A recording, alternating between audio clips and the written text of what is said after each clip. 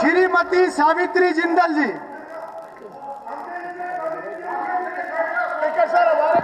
श्रीमती सावित्री जिंदल।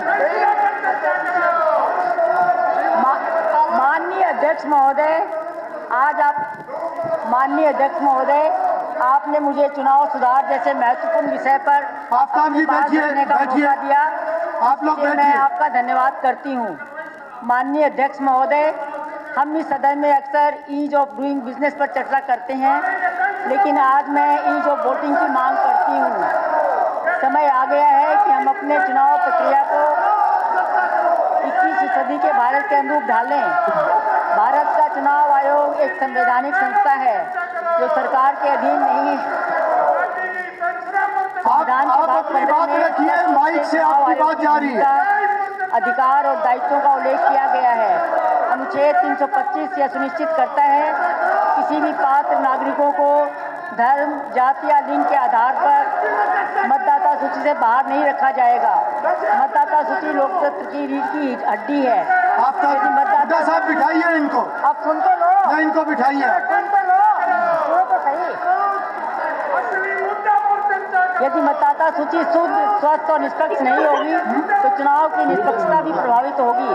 हमारा चुनाव आयोग विश्व स्तर पर सम्मानित संस्था है जो लगभग 1 अरब मतदाताओं के चुनाव सफलतापूर्वक संपन्न कराता है। लेकिन अब केवल चुनाव कराना ही नहीं बल्कि हर नागरिक की भागीदारी सुनिश्चित करना भी हमारी प्राथमिकता है।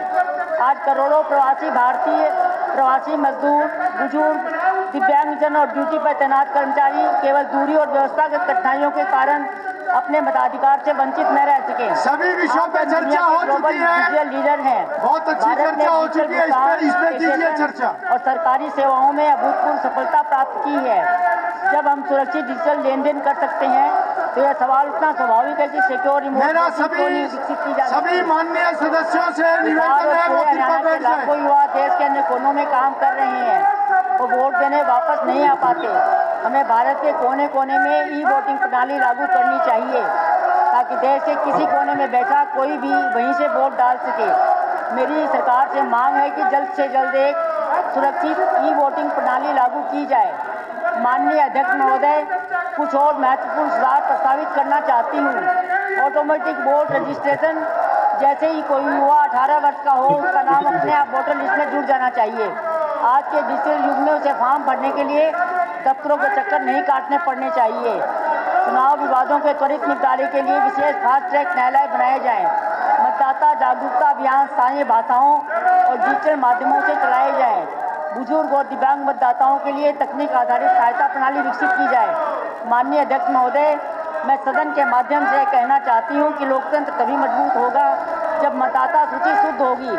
लोकतंत्र केवल वोटर लिस्ट में नाम होने से पूरा नहीं होता बल्कि मतदान की वास्तविक सुविधा से पूरा होता है।